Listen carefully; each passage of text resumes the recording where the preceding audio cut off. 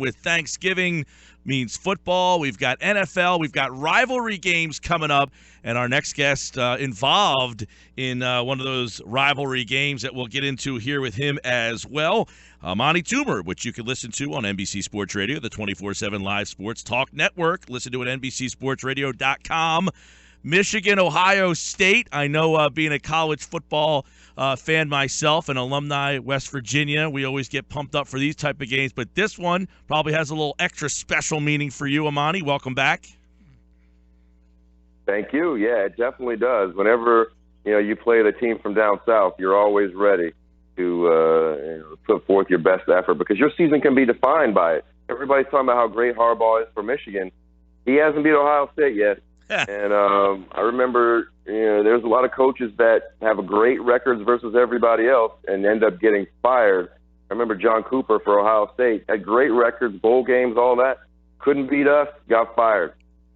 92-95, Amani Toomer played at Michigan. That rivalry renewed, and I know a lot on the line this time. We'll all be watching that as the college football rivalry weekend gets in. We know we have Thanksgiving football coming up tomorrow. Amani, I want to get your take. Dallas 9-1, Washington 6-3-1. A lot of times we don't get these glamorous matchups on the Thursday night game, but we're getting two big ones tomorrow, including, everybody thinks Dallas has run away with the NFC East. What do you think about Washington's chances? I think Washington's chances are not as good because of the fact that they can't stop the run, and the Cowboys are run. I think they're 28th in the league, Washington, in stopping the run.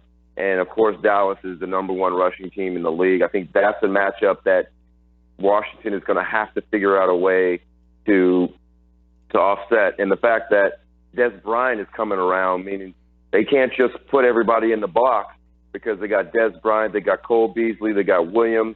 They got a lot of players on offense that if you do try to load that box, they could take advantage of their secondary, even though the Washington secondary is one of their strengths. It's a game where you can talk about all these different matchups. At the end of the day, football is about running the ball and stopping the run, because that effectively can control the clock. And that's exactly what Dallas has been done this year to win 9 games. And that's control the clock and play keep away from the other team. That game tomorrow here on 97.3 ESPN. Amani Toomer from NBC Sports Radio with us. Amani, we talked a little bit about it last week, the Eagle wide receivers. We know they have their problems. But this week, Nelson Agholor came out and basically said he admits he's having mental problems. He's having issues. It's preventing him from now catching the football.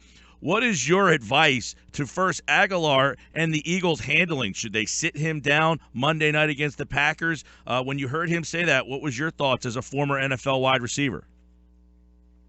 I've been through it. It's every receiver who ever played a substantial amount of time has gone through this. There's nothing different about what Nelson Agholor is going through. He just got to come out the other end. Nobody cares about how mentally you're hurt. That's all good for different lines of work maybe. But the NFL, there's really no sympathy for, for bad performance. You keep dropping the ball, you'll be dropping your career. You'll drop your career, will go right through your fingers, literally. So I feel for him. I understand what it is, but you got to come out the other end, or you're not going to be in the NFL for long. Do you advise them to sit him? Yeah. Do you think it's best if he sits? No, I don't think you should sit him. You have to sit him because he's hurting your team. Yeah, I'm split on the thing because how do you come out of a slump? You bench a guy in a slump and that's how he comes out in baseball, or do you just keep him out there playing? I think he's hurting the team right now, so you got to bench him. You got to bench him for the sake of everybody else on that team. And it's a shame because the Packers can't cover anyone. This might be a night where he gets open, but if he can't catch the ball, I guess that doesn't help. But, would you rather have them throw a couple of short passes, bubble screens, just to kind of get that confidence back? It's a really interesting situation. This guy was a first-round pick. He was a first-round pick out of USC. I remember him when he came out. I was impressed with him, but, it's not where you start, it's where you finish. And if you can't catch the ball as a receiver, that's kind of an occupational hazard. All right. Of course, Michigan, Ohio State. I'm sure you'll be sitting in front of the TV for that. All the football games tomorrow.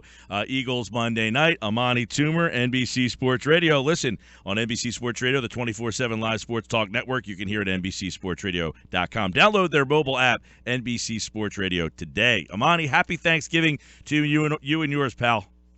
Thank you. I appreciate it.